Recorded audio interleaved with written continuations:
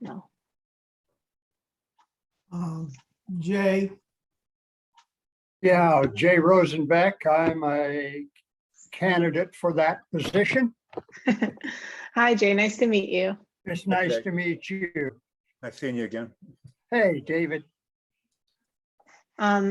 Yeah, so I mean, if you wanted to, after the meeting, during the public comments, if you want to introduce yourself, we'd love to hear from anybody who's potentially joining us in the future.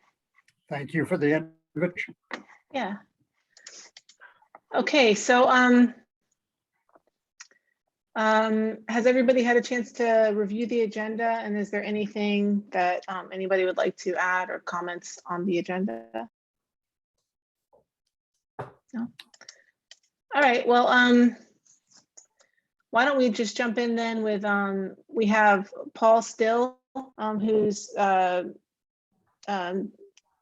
we're glad he's joining us tonight to give a talk or at least talk to us about the is it Chemours mine? Is that how you pronounce it, Paul? You've got mute on, Paul.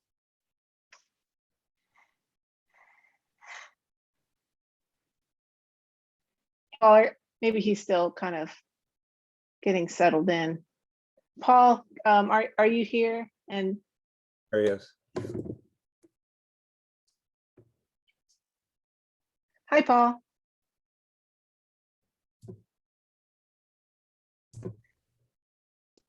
Try again. Okay. Yes, it's Chemours. Chemours. Okay, great. Yeah. So why don't you go ahead and jump in and get started telling us more. So basically, this is a mine that's being proposed. They'll be mining what are called heavy mineral sands. The primary product is titanium dioxide. There's also some other secondary products. DuPont and then now Chemours has been mining in this area since about 1949. The area runs along the Trail Ridge, basically from Clay and Bradford County all the way up into Okefenokee swamp area in Georgia. The early mining, of course, predated any requirement for land reclamation. So if you look at the aerials or Google Earth images, you see this big scar that runs up.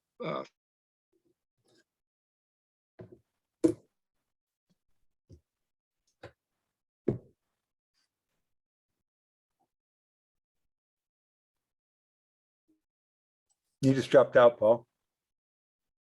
Yes, I'm back on again. Sorry. It's this big scar that's the mined area that hasn't been reclaimed. And some of it will never be reclaimed, but some of it actually was mined and after reclamation was required. And in Bradford County, there's an area up near Lottie that they finished mining in 2004, 2005, 2006, and that still has not been reclaimed. That land is now currently owned by the Swanner Water Management District. Basically, I became involved. I'm a member of the Bradford Soil and Water Conservation District Board, and we got involved because of Tropical Storm Debbie. And in evaluating Tropical Storm Debbie, we found that Chemours discharged significantly more than they were permitted to discharge into Alligator Creek that runs through the city of Stark. Their limit is around 40 million, or is 40 million gallons a day, and during the storm they got up to around 50 million gallons a day. At that time, Chemours said, well, we had to discharge because otherwise our levees might fail. During Irma, we had the same thing happen. They discharged a significantly amount of water, up probably in the neighborhood of 60 million gallons a day that probably contributed to flooding in Stark. Excuse me a Uh, minute, Paul. Is it, there's a, oh, I don't hear it anymore. There was like an alarm sound. I wasn't sure if it was one of the members or if coming from you, Paul. I'm not sure either. Does anyone else hear that? Yeah, It's, like, there's an coming in alarm and going out. off. Yeah. Yeah, it's going dee like that, so. Okay, well, if anybody knows that it's coming from their space, if you could just mute yourself or, yeah. I'm sorry, it was just distracting me a little bit, but go ahead, continue, Paul. And I have a question about that if I can. Actually, let me see if I can get, I'm breaking up on the Zoom. I'm going to see if I can get on via phone. So if you have a couple things on your agenda further on down that you can look at, then I'll try to get on via phone and that might help us out. Okay, that sounds good. We'll look out for you joining us by phone. Okay. Thank you, appreciate it.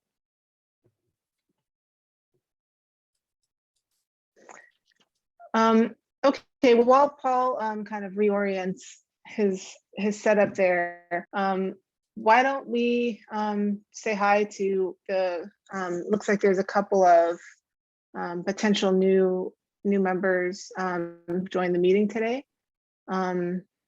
Not to put you on the spot, you don't have to say anything, but if you just want to say hi, introduce yourself, and then maybe if you want to tell us a little bit about your background, but you know, nothing required. Why don't you go ahead, Jay?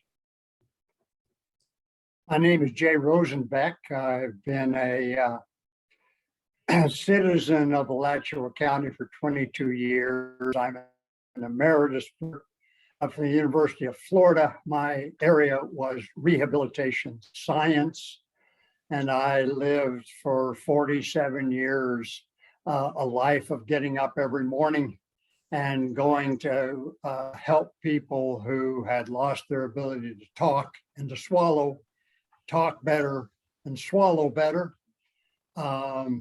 Since I've retired from the University of Florida, I realized that picking up 3 miles of highway to get the debris out of the borrow pit, buying a bamboo toothbrush, and never trying to recycle a dirty pizza box, while important, was probably not as much contribution as I could make to helping us preserve a habitable planet.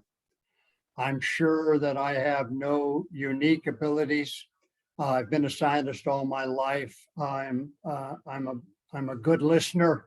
I'm a representative of older Americans, and if a good listener with a passion for the environment and good skills around reading the literature and knowing what to make of it makes some sense as a candidate, I'd be more than happy to serve on this committee. Thank you.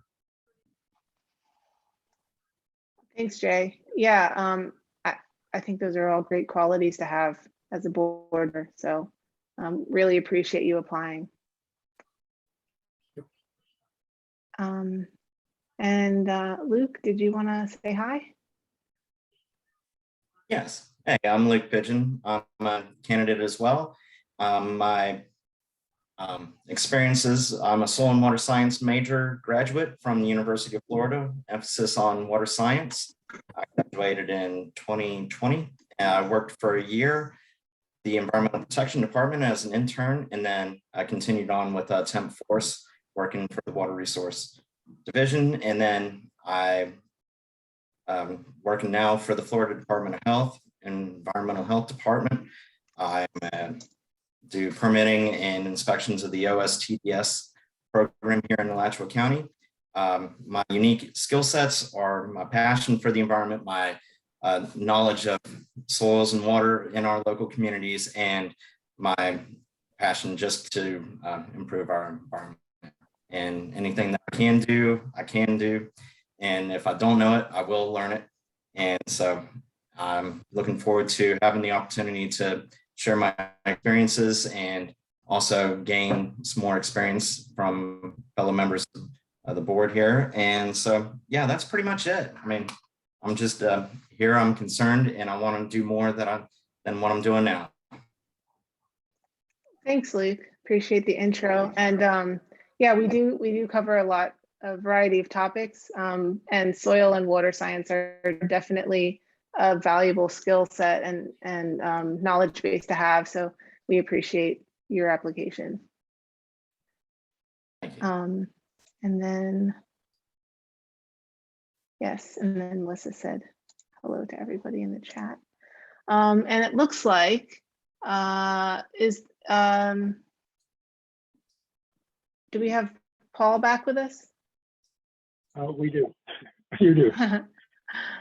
Well, hey there. Hopefully it's a more reliable connection there on the phone. I don't remember exactly where you left off, but we'll go ahead and jump back in. Okay. Yeah. It's one of the problems of living in rural Bradford County. Often your internet speed it doesn't work. So basically, I was going over kind of a little bit of past history of Chemours. One thing that DuPont,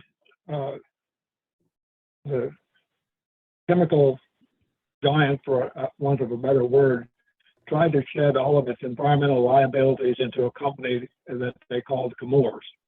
And so then Chemours was formed, and Chemours took over the mining operation here in Bradford, Clay, Baker, and Baker counties. At that point, I was under the impression that they were going to be closing the mining operations within a few years. But they've now decided to expand their mining into an area that is north of the Keystone Airport on property that is currently owned by the Swanee River Water Management District.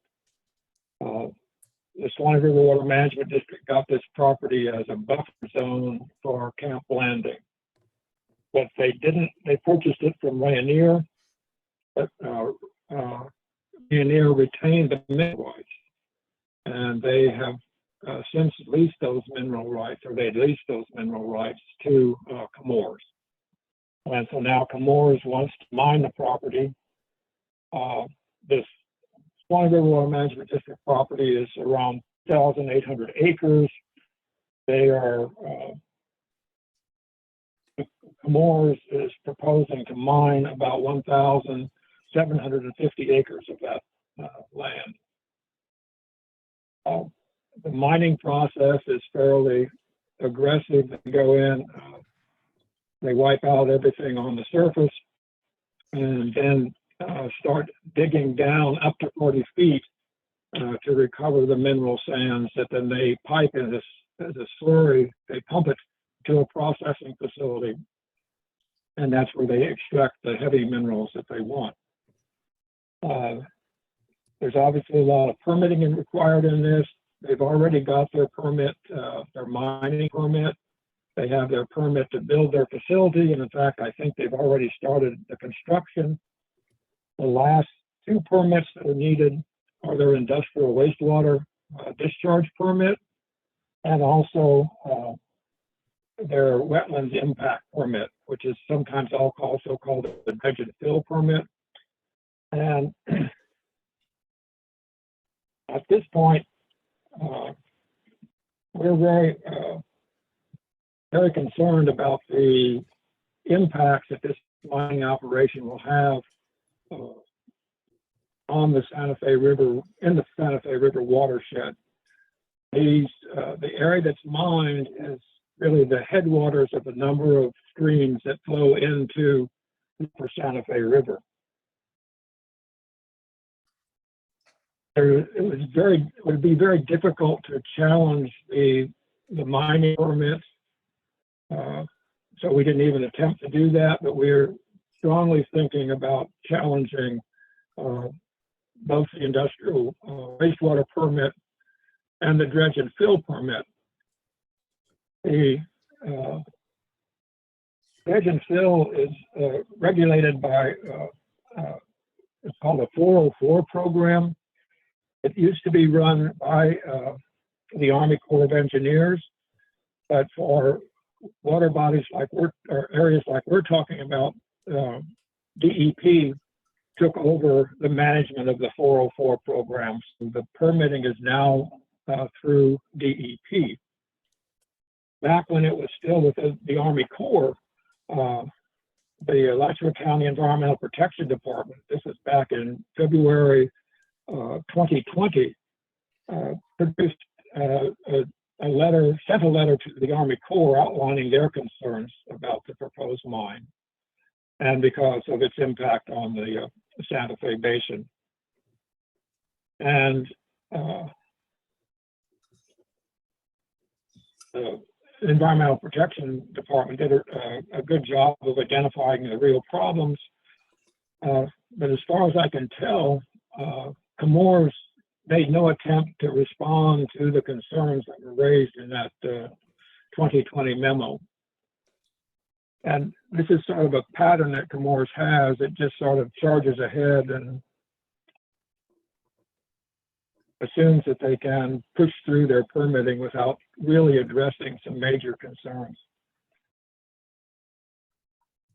So the major concerns that we have with the permit that's currently out there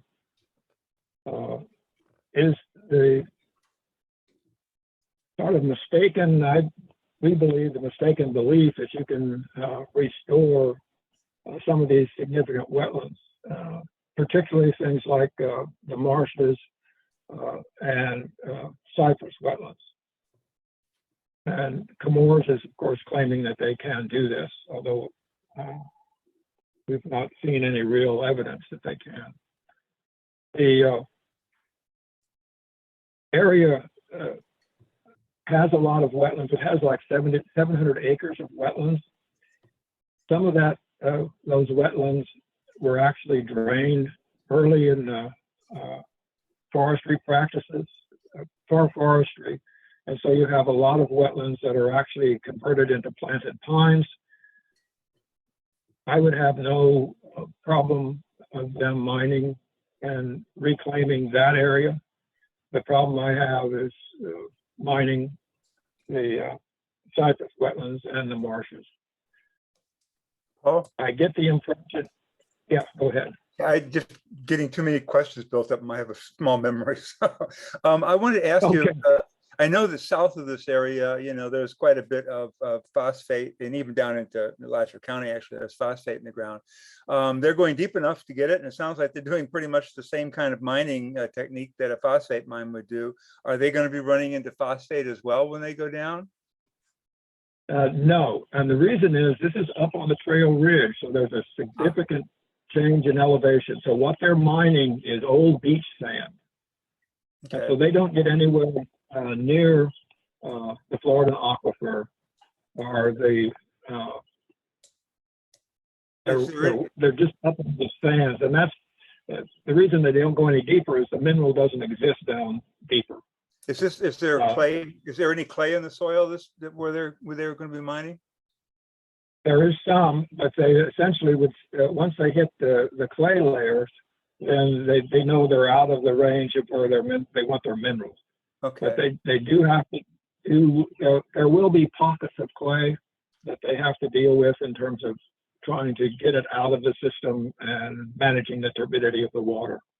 Yeah, so if they don't go down below or actually through the clay layer, then, you know, the wetlands can be preserved. Whereas if they don't, then, you know, if they do go through it, then, or if there's none there, of course, then they can preserve the, you know, I don't actually understand how the wetlands are there without clay, but I guess that's just from the actual confined portion of the aquifer, the upper part of the aquifer is actually then is what's, you know, presenting the obstruction to the flow of, transmission of the water through the soil. Is that correct? Or yeah, okay. Yes, and there's a whole series. The Trail Ridge has a series of really neat lakes. These are the kinds of lakes that are around in Keystone Heights. Yeah. And for some reason, there probably at some point were minor collapses. And so you have this, for want of a better word, sort of a depression. And that holds water long enough, I think, that you begin to build up decayed material, and that is sufficient to sort of keep water in wetlands, and then it keeps sort of replenishing itself as the decayed material continues to collect. It keeps the water from going down. So they'll strip all of that off. And then that's the problem when they go back to restore those wetlands. You need to have some mechanism to keep the water in the restored wetlands, and there really is no, unless they can put the humic materials back in the same sort of configuration that it came out. It's usually a failed operation. I remember reading what the HPS plan was going to do, and I talked to the scientist at UF who had worked on that before he died, and he'd been doing that for 20, 30 years. And his technique was basically to put back the clay as much as possible, dry it as much as possible, with using as little water as possible to actually get it out of the ground, and then to put a polymer in with it so they could actually get a kind of a thickness to it that would allow some water to seep through it, but would present pretty much the same transmissivity factor as normal, the normal wetland would present. So, but I don't think that, from what you described, I don't think they have any chance of doing that for these wetlands. But these wetlands also sound like they're a lot more transmissive than those that are on top of or underneath phosphate. Right. So The other question I had to ask is back in the beginning where you talked about them going over the amount of water that they had flood times. yes. Is there any reason why they can't be, scheduling their, their release of water better so that it wouldn't, come out in such large quantities?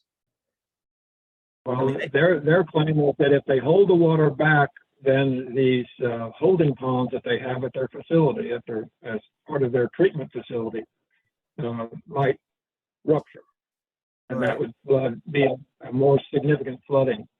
And the problem is those ponds over the years, some of them were put in that they're currently using in the 50s, in the mid 1950s. So they've filled up with all kinds of stuff. So heavy metals. Not so much heavy metals, but more just sand and humate. And then, of course, one of the things that the water that comes off of their mined property is just as black as coffee. And that's because it's so high in humate. Well, to get rid of that humate, for years, they added iron salts. And so you end up with this precipitated iron humate, and that's what's in these holding ponds. And what happens every summer, the level of iron in their discharge water goes above what's permitted in fresh water systems. So 5 years ago, DEP said, well, you're not meeting the 1 milligram per standard. We'll let you discharge up to 2 milligrams per liter for 5 years, but you threw out a way to solve the discharge problem. Well, that permit is now up for renewal, and they're still having this problem of not being able to meet the 1 milligram per liter discharge. So Chemours just said, well, give us another 5 years and we'll figure it out. And this is one of my problems that I have with Chemours, is they just refuse to address their environmental impacts. Can you describe some of the problems that we get from having this 2+ milligrams of iron in the release from the mine? Yeah, it's an iron, it's a kind of an interesting catch-22. Actually, iron complexes with phosphorus. And so if you have higher levels of iron, in some ways you can reduce the phosphorus in lakes and streams and help you have a very eutrophic system that you want to try to control. But it also, because it binds with phosphorus, then it can impact plant growth on if iron levels get too high in soils. And one of the interesting things that's happened with Chemours, there's a rail line that services the Chemours facility that forms a southern border. And it has of the Chemours property. And there's culverts under that rail line that take water off of the site. And that water has, over the years, contributed a lot of iron to a wetland. And basically, it has turned it into an iron bog, which is very interesting ecologically because you have all kinds of carnivorous pitcher plants and sundews in there. But what the plants, the pines and the cypress that should be growing there can't survive. So the iron levels, that would be one of the problems with having too much iron in the system is that it impacts then other plant growth. And so that at what level does it do that?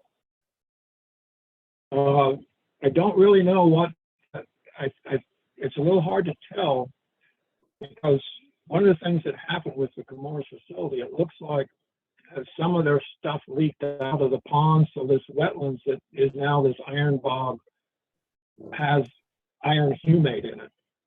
And so that's a little bit different than just iron in solution.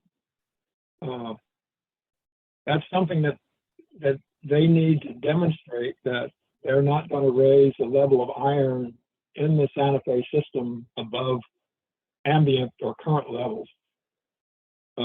Levels vary. I've seen some as high as probably 0.8 milligrams per liter. But the water in the groundwater right around the Chemours facility can go as high as 40 milligrams per liter. And it's not clear whether that iron came from the Chemours facility or was a naturally in there. One of the things that you often see are, if you look at streams up in our area, you'll see these little iron seeps where the water comes out all wet. And that's because of iron accumulation, usually at a point where you have a layer of clay. And people who have wells here often have problems with high iron in their wells. So it impacts.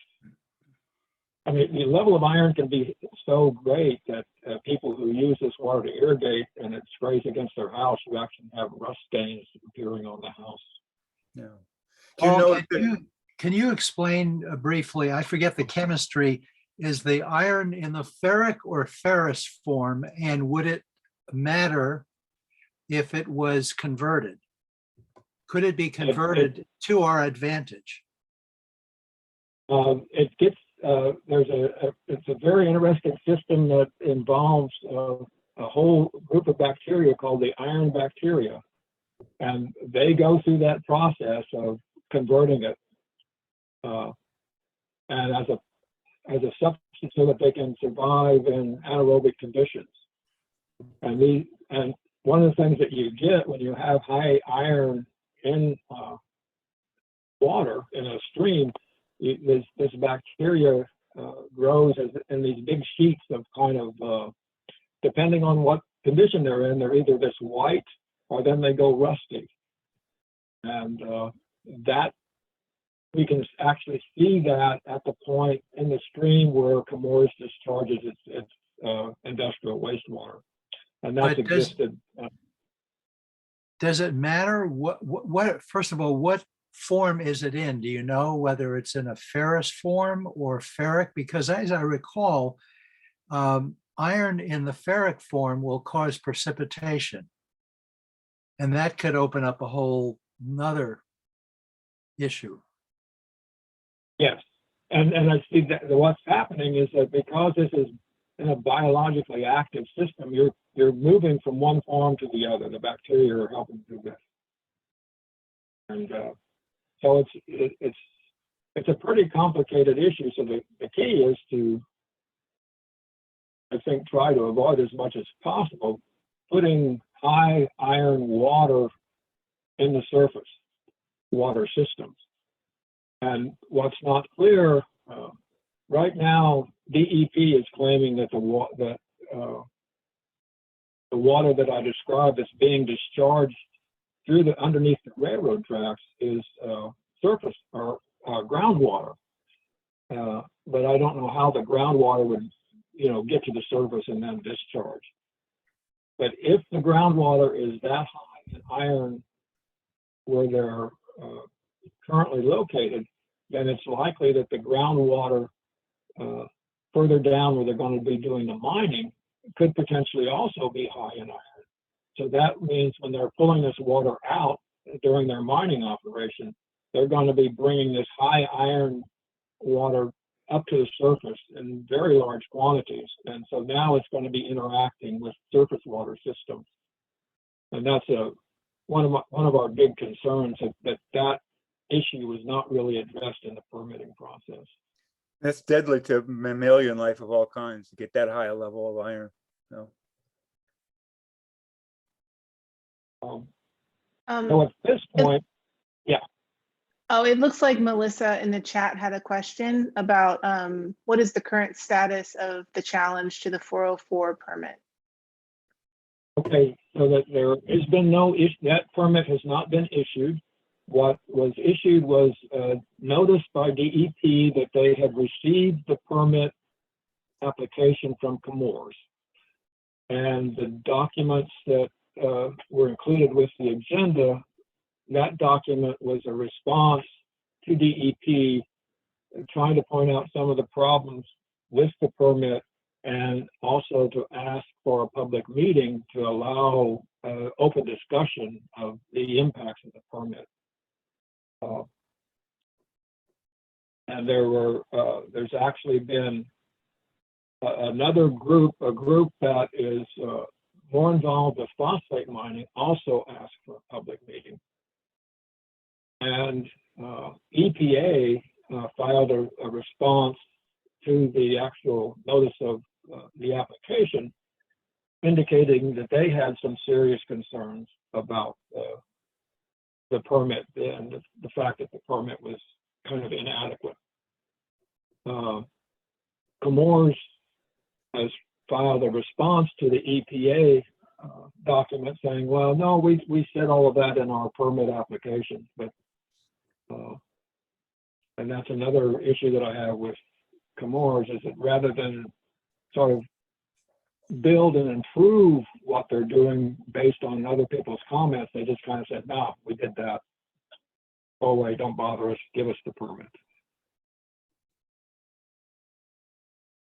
So Paul, I guess going back to the beginning, if I understood what you said, the Swanee River Water Management District bought or owns this property, less the mineral rights. So I guess I'm curious what the Water Management District's role is here. Are they powerless to do anything because somebody else owns the mineral rights? But even with that being the case, are they having any concerns about the mining process on their land, and are they trying to get involved with some of the things that some of the programs and concerns that you're doing? And finally, does the Water Management District get payments or money from the mining company for the extractions? No, as far as I know, they do not. But it's kind of, this is what I think Swanee hopes to get out of this is this area somewhat restored. And if in fact, Chemours would limit its mining to the wetlands that were converted to pine plantation, I think that could be a win-win situation. But based on what I'm seeing from Chemours is that they're saying that we can't do that because there's not enough mineral. We have to mine all the wetlands in order to recover enough minerals to make it profitable. And I don't know, Swanee, I don't think has done a very good job of sort of really evaluating what the impact is going to have on not only their property, but then the properties further downstream, and including, of course, the Santa Fe Swamp, which they own, and the Santa Fe River, the upper Santa Fe River itself. They've kind of taken a back seat. I suggested that Chemours actually needs a consumptive use permit because they will be discharging water at a rate to their industrial wastewater discharge system that would appear to require a permit. And Swanee says, nah, we're not going to make them get a permit. So this all goes to the east of the New River. Is that what I'm hearing you say? Can you ask The me again? discharges aren't coming. The discharges don't appear to be coming into the New River, such as the HPS mines, discharges would. They're going farther to the east, where there's more lakes and other bodies of water that feed the Santa Fe.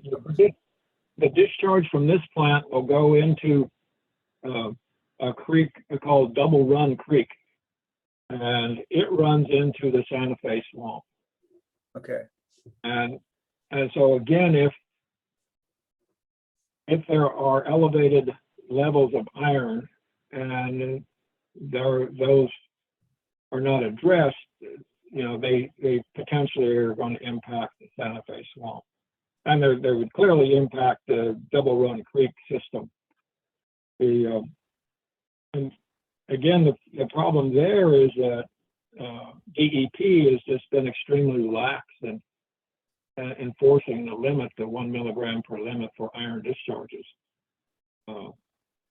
Yeah, but it can build up to fairly high levels, as you pointed out. If it gets between 8 and 40, at times that's not what they're releasing. That's what it's building up to, right? Right. Yes. Yeah. So if they're pumping water out of what they basically do, the water is down about a foot below the surface. So this is what's called a dry mining operation. So they have to go in and pull the water out of where they're going to mine, and then they go in the front end loaders, pick up the sand, transport it to this other system. Hang on a second. And then it's transported to their processing plant. Isn't that going to draw water into their operation too? It sounds like it's just normal superficial water level, right? I mean, we're talking about going down about 6 feet. Yeah. So yeah, I mean, they're going to be drawing water from all around where they, where they're strip mining. Exactly. And what happens then, the property that adjoins them to the north is owned by the North Florida Land Trust. And so when they're mining through that area, they're more than likely going to be impacting wetlands on the North Florida Land Trust and drying those out to some extent because they're dropping the surface water level. And that's something that they really haven't addressed in their permit. And it's something that Alaska Environmental Protection Department kind of pointed out in their 2020 response, is that they're not going to actually be mining these creek systems, but because they're mining so close to them, they're going to impact the water flow, the biology, and so forth. So I think that the bottom line is the other little piece of information here. Bradford County gave Chemours permission via their land development regulations to mine the site. And it was, the commissioner said, well, I used to swim in the Chemours or the DuPont pond, so they're good people. So they passed it without really understanding what they were doing, I think.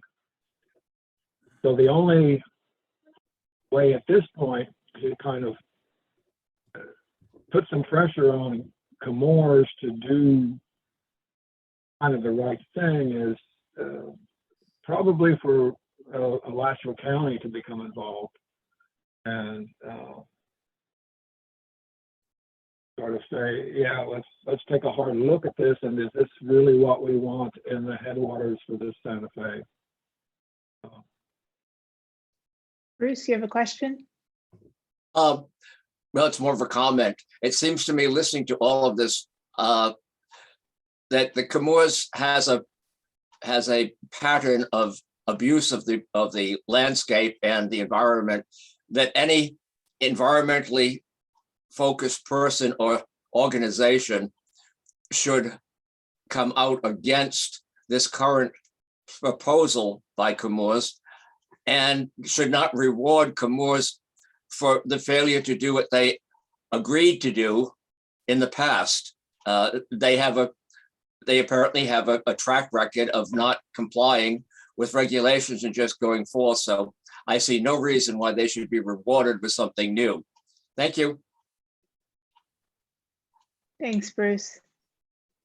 And to follow that up, Melissa asks if there's something that we can do, that EPAC can do to assist. Before we do that, I want to find out what Mark has to say about this. What is the county's present plans perhaps, and what is EPD's involvement in this? Sure. We've been tracking it. Both myself and Ted Goodman have been reviewing applications and comments, and obviously we highly respect Paul and his comments coming in. We're limited in being able to provide other than just support, you know, of because being in Bradford County, and we've talked to DEP, and I suspect to some degree their hands are a little bit tied as well. And Paul's right, well, as well as what Bruce was indicating, they've been mining for so long, and that it's like they keep, from what we gather is their comments, we'll keep the technology is getting better and we'll fix what problems may occur. But it's like, well, once it's all, excavated, then it's kind of like the barn door is already went wide open, and it's just creates a problem trying to remediate problems within a restoration plan. So, and as Paul indicated, there's issues, particularly in relation to water chemistry, that it's not something that, in fairness to DEP, because I've been involved in mine projects in the past, it's not something that they typically look at, because they typically are reviewing phosphate mine operations, not, sand mine operations. And so there's issues there that make it problematic in their review process. And again, it's almost like, well, they've been doing it this way for so long, they're not going to, steer the ship around. So I think, and he's right, that the consultant, basically they just, in response, when they're asked specific questions, they go, see page 20 of the application or something, and they don't give really valuable or constructive comments in response. And so it really becomes more of a situation as to whether DEP, and they may get more. The interesting component that Paul mentioned was the Army Corps kind of, I was not saying backing out of the situation, but essentially they have. But yet Army Corps is reviewing all of DEP's permits that are issued on behalf of the Corps.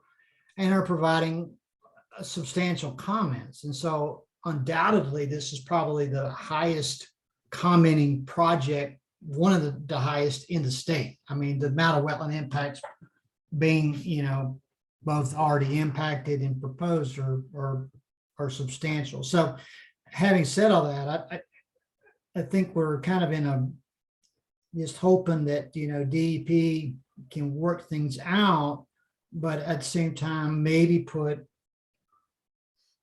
schedule limitations on Chemours to achieve certain criteria before moving forward with some of their operations in the next phases. Now, having said that, as Paul indicated, part of the problem is that there's a separation between, the water side of it, the water use side of it, and the actual earthwork side, which a lot of that has already been permitted. And it creates a problem. As Paul kind of alluded, these wetland systems that are there, yes, they've been, altered by previous, pine plantation operations, but at the same time, the wetlands that are there are really seepage slopes, and they really are contingent on having contributing basin groundwater flow. And the problem is they've mined so much of that area, contributing to that area, that they really don't have a, they have groundwater wells in, and they have a pretty good idea what the hydrology is doing. But on the seepage system, it's a very fine line of control and that you have to achieve. And it's very difficult to do that under even natural conditions, but in a reclamation situation here, it's really a shot in the dark. And so I think that's where they're going to probably, hopefully say, look at trying to scale back. I would just hope that DEP scale back the schedule of movement between phases so that they can kind of see and restore quicker than waiting till they get so far down the line that contributing hydrology that they're counting on has not been restored yet. So I think where hopefully they can work through that, but at the same time, to answer your question, David, we're kind of limited on that because that's not in our jurisdiction. And so we just provide, fortunately with Paul, we haven't had to really provide any comments because he's done such a good job of addressing all the issues that we could ever come up with. And so, from that standpoint, I'm glad he's there and doing what he can. But at the same time, I don't mean to throw Bradford County under the bus, but we are talking about a county that, they're very supportive, have been historically very supportive of mining operations, and including the proposed HPS2 phosphate mine, but having said that, and I looked at Paul on this, there has been some political wind change there in the last election that, from my understanding, is that there's been a little bit more pro-environmental view that, from that standpoint, they're not as willing to basically rubber stamp approval. I hate to put it that way, but is that the case, Paul, or is it kind of business as usual? No, there has been somewhat of a change. One of our commissioners was elected because she opposed the phosphate mine. The other woman commissioner who was elected, father worked for Chemours, worked for DuPont. And so that gets a little bit sticky when we switched from the phosphate mine to Chemours. And so it's a little unclear. The other thing that's a little bit unclear is, in my opinion, Chemours has to come back for a new permit from Bradford County because they've made a pretty significant change in their proposed operation in terms of where they're going to mine and when. And so I'm hoping that I can force another review here in Bradford County, but I have no guarantee that would happen. Mark, I have one other Yes, question. Well, go ahead, please. Go ahead. I think one of the key issues is that, well, Bradford Environmental Forum essentially has no resources. So it's going to be, we're looking for partners who would be willing to come in and address this, and possibly this group called CAPM, who are opposed to phosphate mines, since they also filed a request to have and pointed out issues that they might see it as a way. See, that's one of the keys, is that if this is a trial, kind of in some ways a trial run of how you can, if you can't stop one of these mining operations, what hopefully you can do is put in place strict enough and enforceable enough requirements that you limit the impact. And that's really kind of the approach that I'm going to be trying to take. And then it's up to, I mean, once Chemours looks at what they have to do, if they still feel that they can make a profit to make it work, then go ahead and mine. But what's happened in the past is that part of their profit is there because they've not managed the reclamation properly. They're taking And shortcuts. what my big fear is that they will, end up going belly up, and then we'll never have reclamation. Mark, question I have real quick is, do we have any kind of a baseline on iron levels in the Santa Fe where, I guess where it enters the county at the easternmost part, where closest to where they're saying that, that it comes in from the mine, where the mine is going to be? No, and that's kind of a unique ridge system, as Paul kind of knows. I mean, that's why they mine it, because of its unique system. It's a different geology complex in itself, and it's a very thin lineament that runs up to the Okefenokee. And so there's other mining operations all the way up. And I just read an article recently, there was another sand mine operation similar to this up near Okefenokee that just recently got denied by the Army Corps. So there's been a little bit more pushback, I think, in terms of mining on that ridge. But and that's a good point as far as the concern, as Paul indicated. And to be perfectly honest, when I first reviewed this last year, and I worked for the Southwest Water Management District, and I saw this and I thought, why would Swanee pay for this property and not purchase the mineral rights? I mean, I can understand not buying the timber rights, but what they did is Rayonier retained the mineral rights and turned around and sold those mineral rights to Chemours. And I don't know if Swanee just didn't envision that was going to potentially happen, but now, as George kind of alluded, where are they in that? They're kind of in a difficult situation because they are not the reviewing state agency, but yet it involves their property that they own. That, I think it was, I would guess it was a wise decision of Rayonier to sell them this property, knowing that it would limit them in being able to, I don't know. It just seems odd. And the concern is that, as Paul indicated, that if they were to go financially go bankrupt or something, if they walked away, then Swanee's going to be stuck with that, requirements in terms of reclamation. And I don't know, that's going to be the elephant in the room, how they're going to address that. So, and Mark just read my mind. If that scenario plays out, then is Swanee required to follow through with the reclamation process and the costs? I don't know. This is kind of a weird thing to me. I hate to use the word smelly, but it's a little bit strange that Swanee would take that much land without the mineral rights. I mean, mineral rights are not tax not that, the taxes on mineral rights are not that expensive. I've had But a it's whole lot. not like that they got it donated to them. They paid for that property. Yeah, And but Mark, like- if you look around, it's not all that uncommon for for the water management districts to purchase land without the mining rights.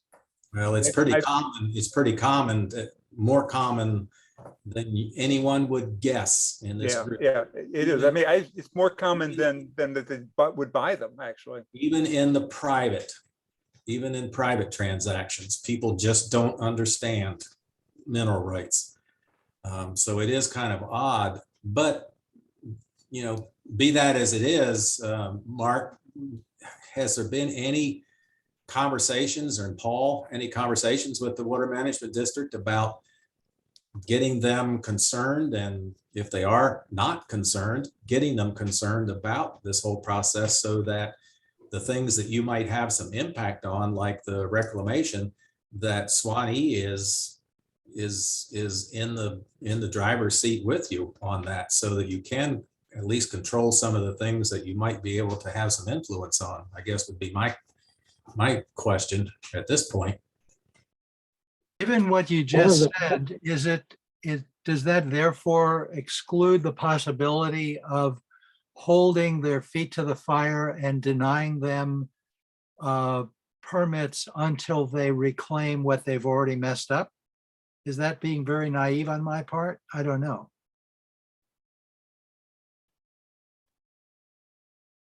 Yeah, I don't know whether that would be something that DEP could write into the process. One of the problems is that when Swanee bought the land up near Lottie, they actually, in a way, interfered with Chemours' reclamation process, because they said they wanted to be involved. And so that's delayed that. Chemours can rightfully claim that Swanee delayed the reclamation process. That was a project that the Bradford Soil and Water Conservation District recommended, that Swanee should buy that land. We had no idea that Swanee would not be able to manage the process of getting it reclaimed and working with Chemours. But from my perspective, I'm not one of the most favored people in the Swanee River Water Management District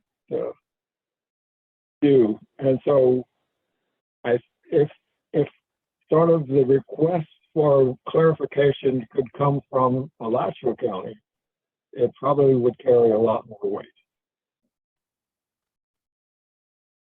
Yeah, I think the county should.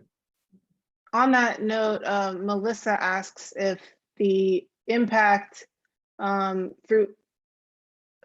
this impact Alachua County through Alachua County's engagement with the Santa Fe BMAP?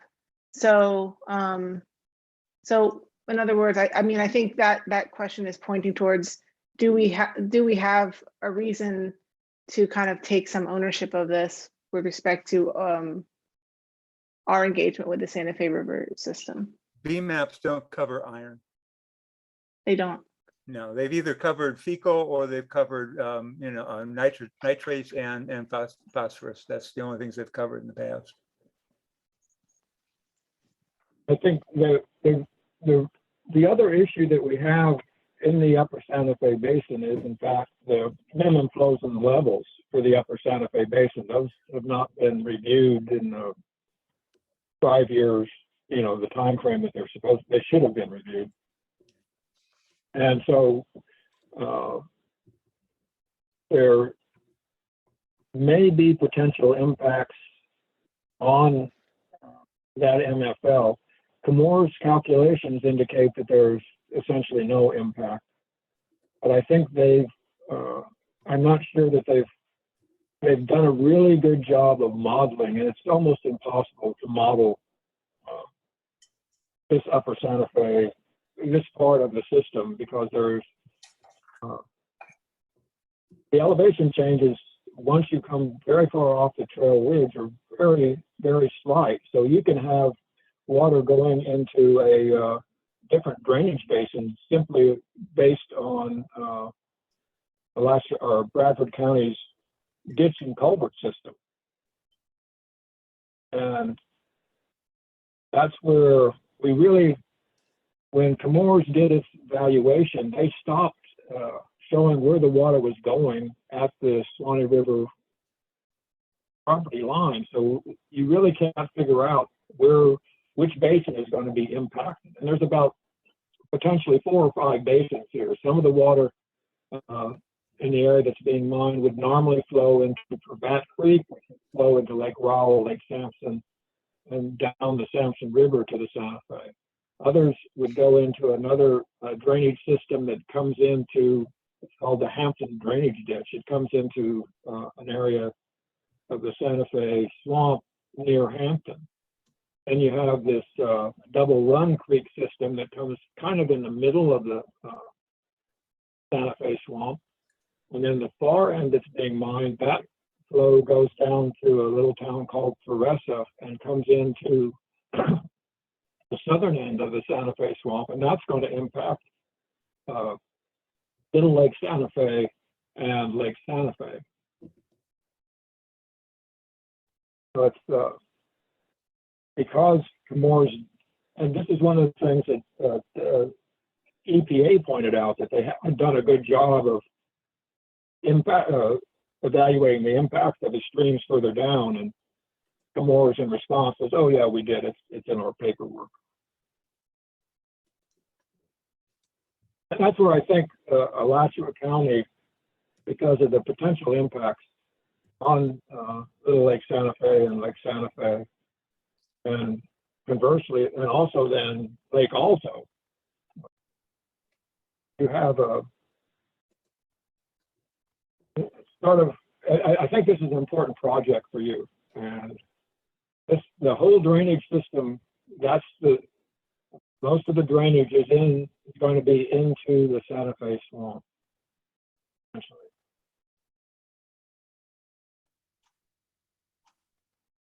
Bruce, you have a question? Yes, actually, it's a two-part question. Part of it is to Paul. What we've heard a lot of information from you about how this project would lead to the degradation of the environment, and I think that's a given. What would you like EPAC to do? And the second part of my question is to Mark. What can EPAC do? Thank you. I think that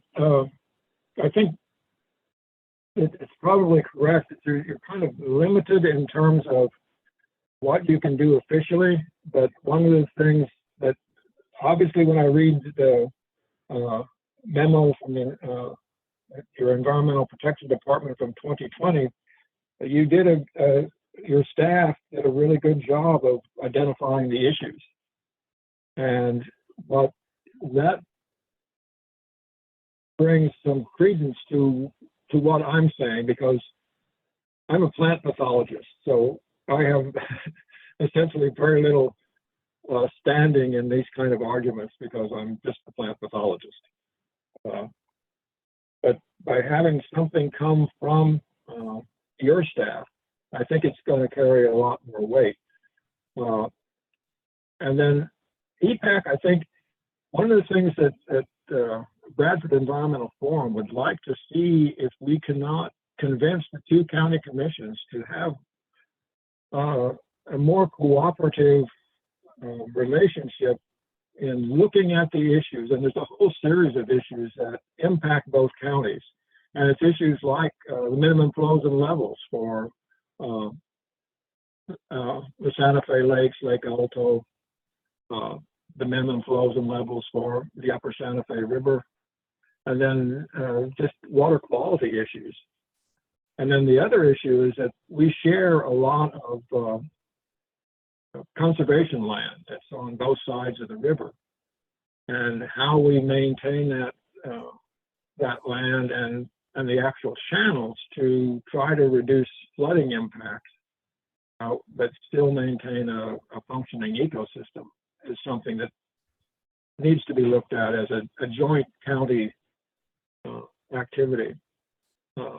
I don't know how, and then of course the big one is the phosphate mine. If that happens to go ahead and get permitted, then it's going to have significant impact. potentially significant impact on the Santa Fe River there at Worthington Springs and downstream. And actually, its actual impacts may be that phosphate mine discharge permit. The information that we've seen so far has it's discharged into the discharge point is into a small creek that runs through Brooker and then runs into the Santa Fe all the way up near Monteoka. And so that has a much longer stretch of river that's going to be impacted potentially by the discharges from that operation if it ever gets permitted. But I think that's one of the things that we would like to see is somehow cooperative relationship. Kind of, I mean, Alachua County in some ways I think has this with Union County and assisting them in their legal fights there.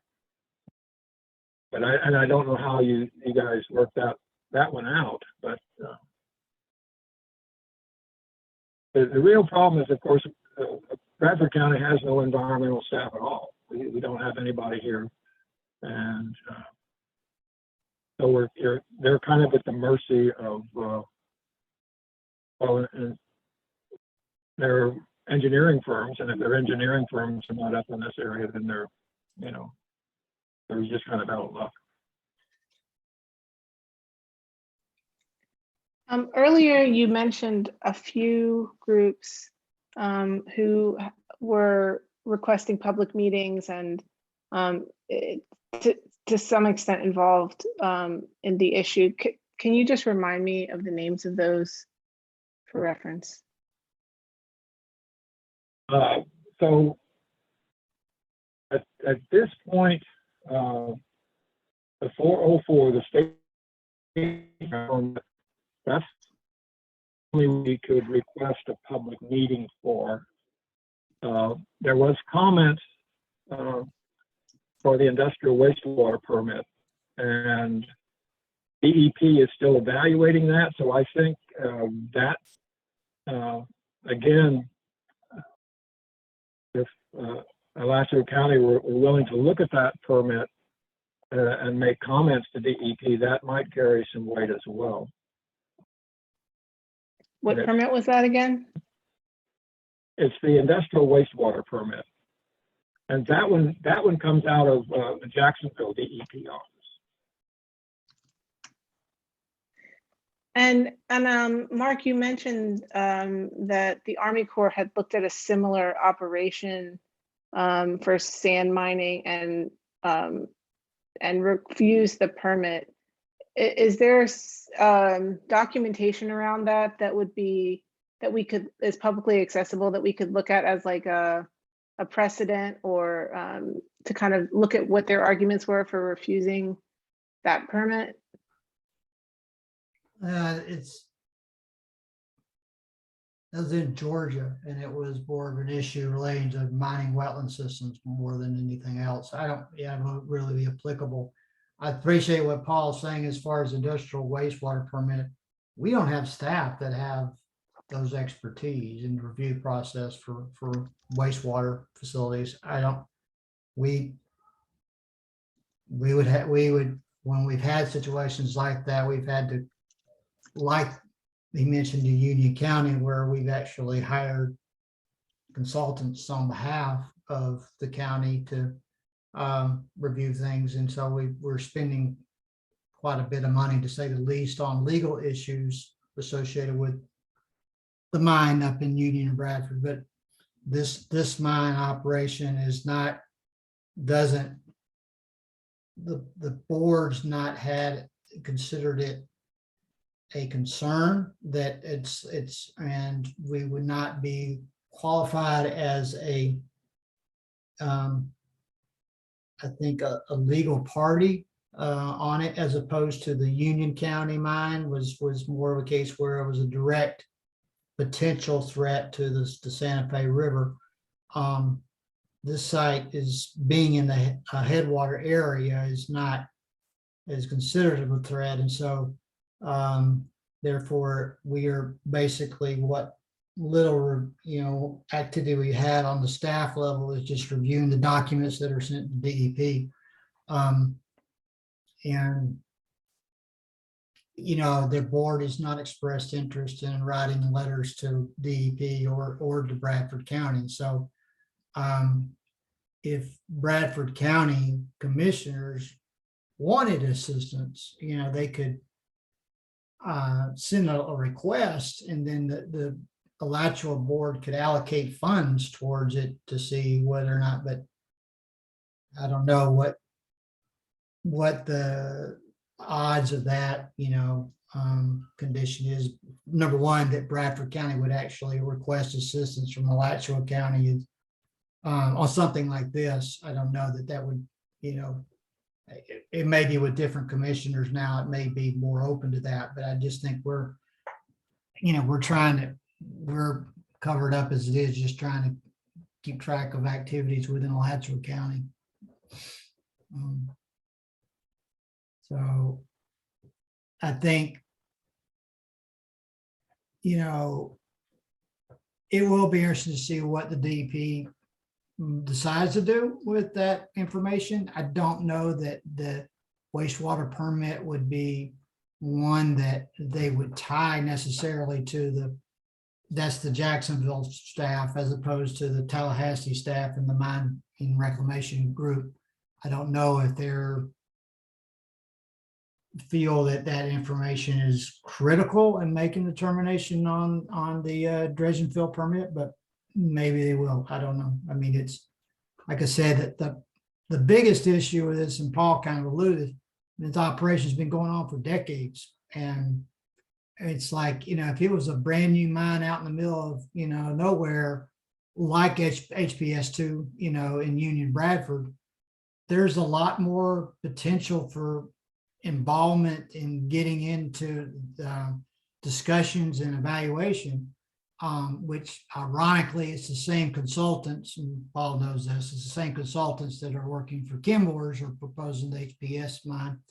And but we've gotten, that's been on hold, who knows how long now. It's been a while. I mean, I'm envisioning it'll eventually come back, but right now they're waiting for some, Paul might be able to explain a little bit more on that. There's more legal issues and tying up on,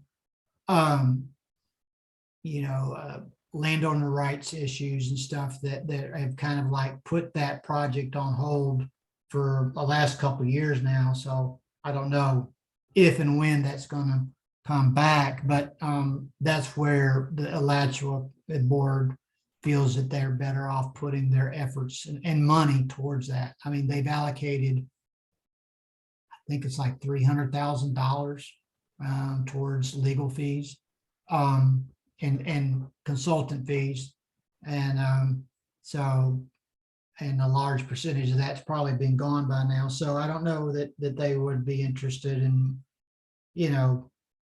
pursuing anything more at Chemours, unless maybe somebody was requesting it from the Bradford Commission, but at least we've not been told of anything. The mine that had its sort of that Army Corps took back over in Georgia, that's one that was permitted by Twin Pines, and they operated a mining operation here in Stark on the Chemours facility, I don't know, maybe for a year or two, and piled up a significant list of violations that then they had a consent order. The consent order came down from DEP that required Chemours to make a number of corrections and also Twin Pines to make some corrections. So one of the problems is these guys seem to be, I mean, these were sort of stupid stuff. They piled up these big piles of stuff that overwhelmed their turbidity curtains and, just made a real mess of it. And I think one of the problems in the past has been the inspections by DEP have just been totally almost non-existent. One of the requirements for berms and on like the holding ponds is that they're not supposed to have trees on it.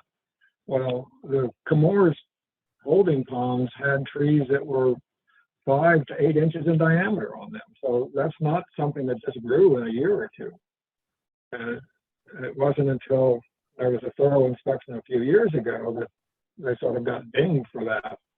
And nobody's as yet has inspected this discharge that I mentioned that goes underneath the railroad tracks and is impacting wetlands on the North Florida Land Trust property.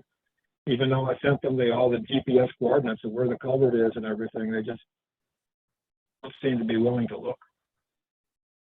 Are the North Florida people involved in that? The land trust people? Not that I know of. And see, they're sort of in a compromised position as well, because they also don't own the mineral rights. Chemours has the mineral rights for their underneath their property. Wow. And Chemours is good at giving out little bits of money here and there to make everybody in Bradford County think they're really this great company. And they do supply a lot of salaries for areas. So it's real catch-22. It's how you balance the benefits with still protect the environment. And I think it can be done if there is value in their product. Then they should be able to mine that product in a way that still gives them their profit, but still protects the environment. You know, Paul, it sounds like Chemours was actually created so they could get around, and shortcut the laws and not risk the parent, corporation of DuPont, any real legal problems. And if something happens down the road, and they somehow draw a huge liability, they'll just bankrupt the company and walk away from it. So. Right. And see, what's kind of interesting, everybody thought that Chemours was going to tank, but their stock value then went up. They do have some really good products that are included in the Chemours suite, dealing with refrigerants and that kind of stuff.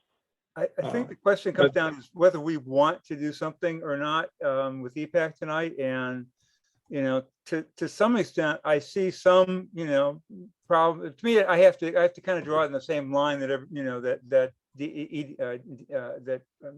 EDP is doing, and they're saying, it's got to be something that's affecting Alachua County, and for the commission to get involved and to spend, Alachua County citizens' money. That's pretty much true.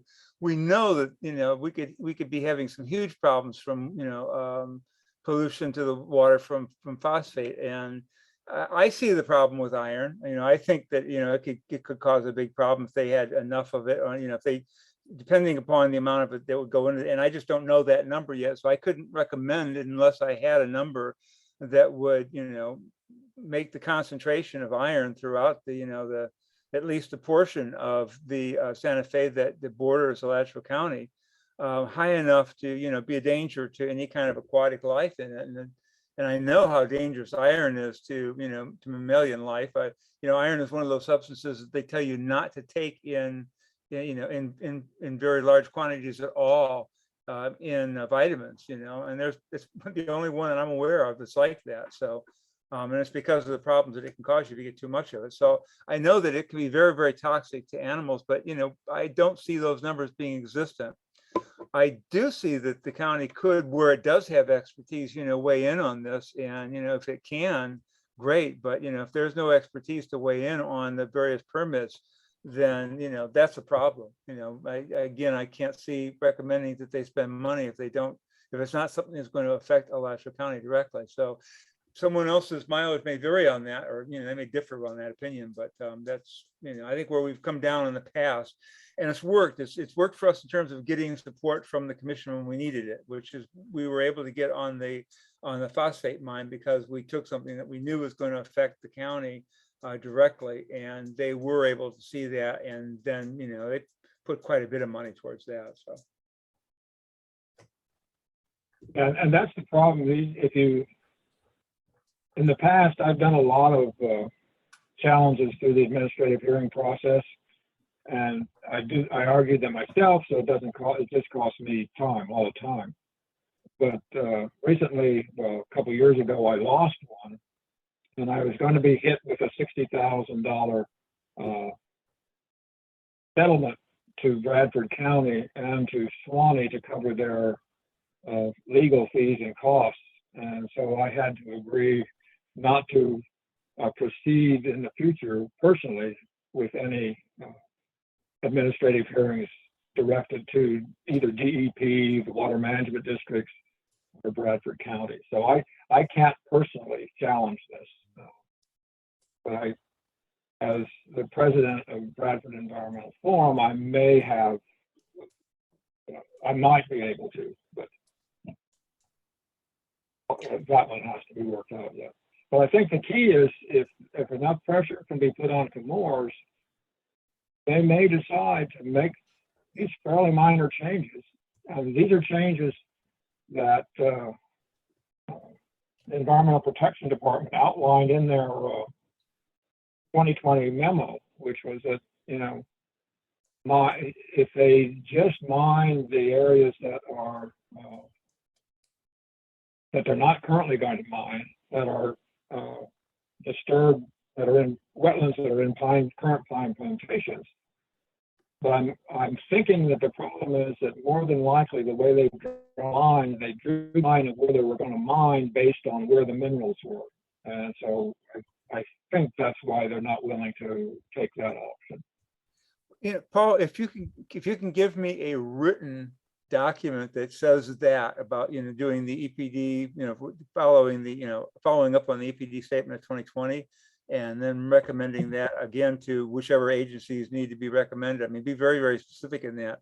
I'll take that personally to a couple of the commissioners to see if we can't get it on an agenda and see if they look at it. Right now, we're not meeting in person, so we can't actually vote, on sending, a recommendation to the commission unless we were to agree to come in, and vote on it in person. But I can certainly bring it to the, commissioner's attention if you want. Paul, you mentioned the effect that it might have on the two Santa Fe lakes, and Little and Big. Can you reiterate or just restate to what level of threat that might be? Because if there is one, I would assume that the residents of the lake, of both lakes, would be up in arms if they knew about this. Yeah, and this is the part that's really difficult to nail down, because based on their industrial wastewater permit, Chemours is saying that they're not going to have to discharge most water. Most water will be going back and going back into the hole, or a hole that they've mined. If they in fact can do that, then the impacts are going to be pretty negligible.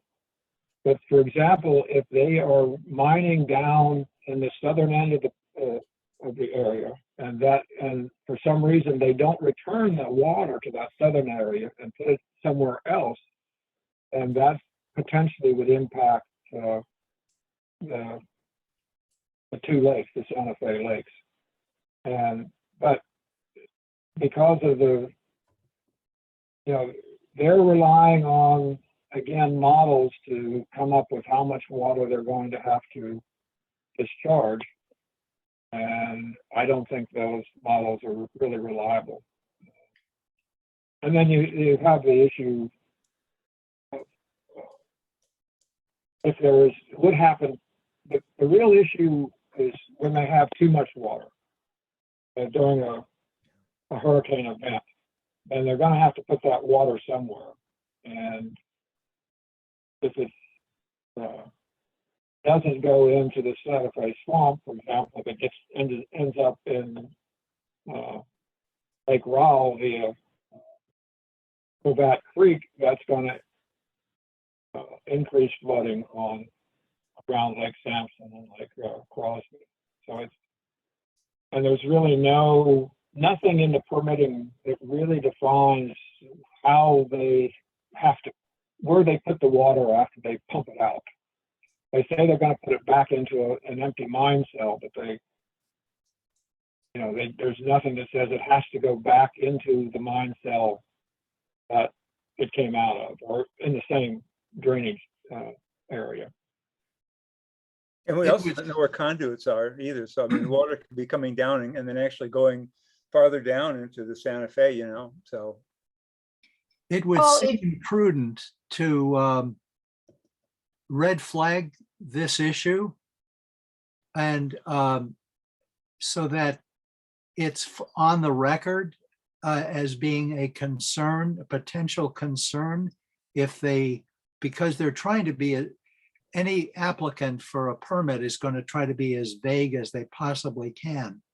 And I think it would be really smart if we held their feet to the fire by expressing explicit concerns about specific aspects of their whole operation. Yeah, to jump on that, I was going to say, Paul, if you could, in addition to the amendments that you want to see on the permits, maybe a summary of concerns that might be relevant to Alachua County. I think that would help if, David's conversation with the commissioners, if they had some sense of how it could potentially impact Alachua County, because like he said, it's a pretty hard ask to, support an additional effort if it doesn't relate directly to the county with, everyone's limited resources and time and such. But so I think that would be helpful. This may not happen real quickly, but we'll try to get something together. Okay, great.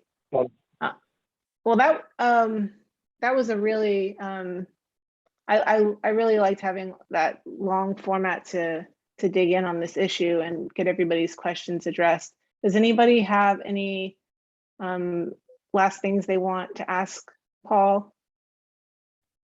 And Paul, do you have anything that you want to wrap up with? Anything that you forgot to mention or haven't mentioned yet? No, but I really appreciate the opportunity to talk to you all. You may not know this, but I used to live in Alachua County and I actually served on the EPAC for a number of years. So. Oh, wow. It was a pleasure hearing from you again, Paul. I haven't heard you speak in a while because, the pandemic kind of killed me going to a lot of meetings as it did everyone else. But, Paul is very active in going around to speaking at Water Management District and other meetings around the state. So. Well, yeah, it was a great conversation. I appreciate your time. Okay. So I will sign off. Okay, Thanks you're a free to lot. stick around if you want, but I don't think it's going to be that relevant to you. Okay. All right, well, take care. Uh-huh. Okay, so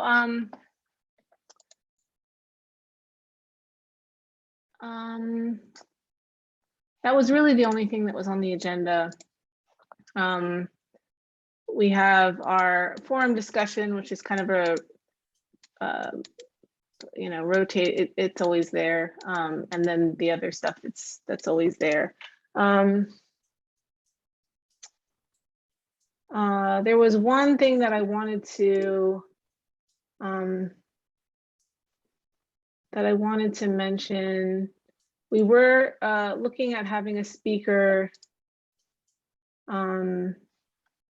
Sorry, I'm just trying to wrap my head around something else. We were going to have somebody come and talk to us about drivers of water quality and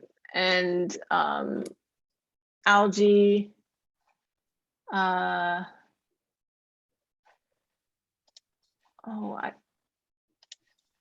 Sorry, I'm looking for the specific email, but basically that we're deferring that conversation and that presentation until October because of Board of County Commission Mark, I'm sorry, Mark, do you remember why we deferred this conversation about algae blooms? My recollection is because we have a vacant commission position. Well, plus we're not in the season yet for algae to be at its worst. I mean, it's more in the when it starts to get really hot. So by October, we'll have seen it and, you know, be ready to make decisions for what we're going to do in coming years. So. Yeah. Yeah, I think we wanted to learn about it as a potential community conversation topic. But yeah, Stacy suggested moving it. So anyway, we'll have that conversation a little later in the year. And then I reached out to the recommended speaker on no-mow zones and wildflower habitats. She referred me to somebody else who I reached out to as kind of the go-to person that we should have present to us. So I'm just waiting to hear back from her. And I mean, I guess it's on the agenda. Does anybody have any thoughts around the community conversation or guests that we could potentially invite to talk to us that would be potential speakers or anything along those lines?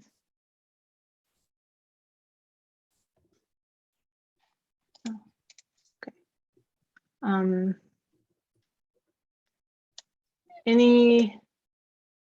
Anything else that anybody wants to discuss tonight? No, but I want to bring up that I still haven't had a chance to make it to talk with the commissioners, and I think I'm starting to get a slight break in my schedule. I've been working on the constitutional amendment all the time and kind of getting it off the ground. And you know, we've got a hard taskmaster. We've got an ex-Marine lieutenant in Melissa Martin, who is running the campaign. She keeps us all like we're in boot camp, so it's a lot of work. But which reminds me, if anyone here has any time they want to spend on working on collecting petitions for the Right to Clean Water Amendment, let me know. Yeah, I should be able to clear some time up for that in the next couple of weeks. And I know we're down one commissioner, but you know, they can still, and we'll still be voting on stuff and getting stuff done. And possibly, you know, we should really watch what's happening there, because it's not impossible that we could get a commissioner appointed by the governor. I think he has the authority to do that, and certainly the right and the privilege to do it at this point in time with us not having a commissioner there.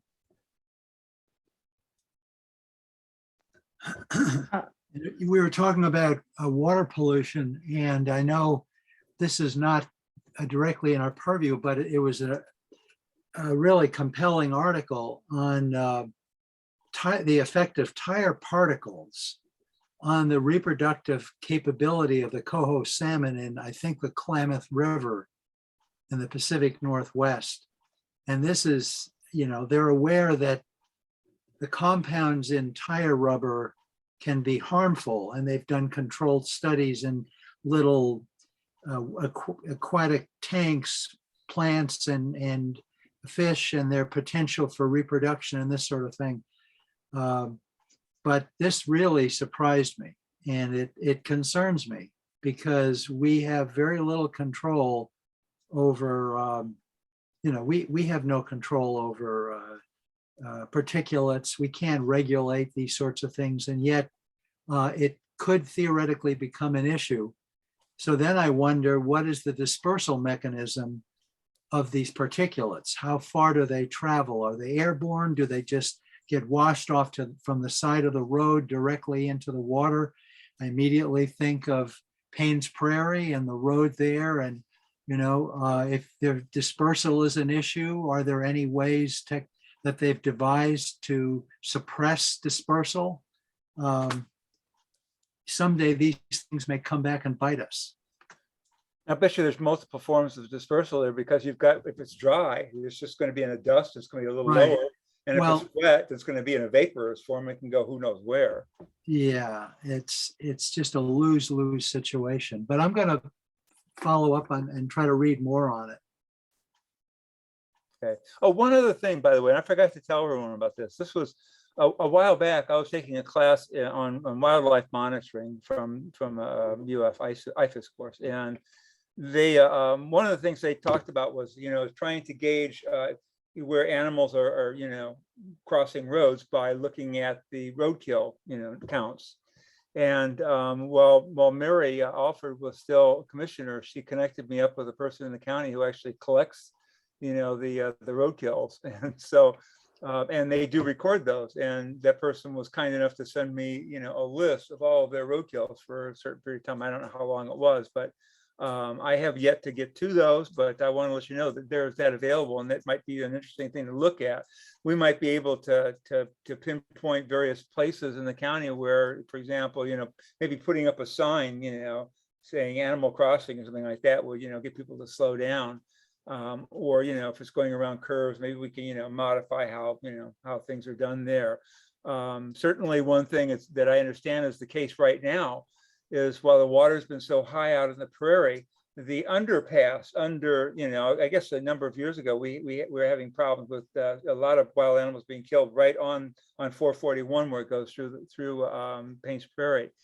And they built an underpass there, for wildlife, transit through there. But it's gotten so, the water's so high that there is no transit for them. So I expect to see quite a bit of problems there. I mean, they really should have gone with an overland highway through 441 like they do in various parts going into the what's the forest far south of here, did that forest. So it helps a lot. I mean, it gives animals large areas that they can transit, which otherwise they're just roadkill. So if anyone's interested in that, let me know and I'll share the data with them too, and they can be looking at it.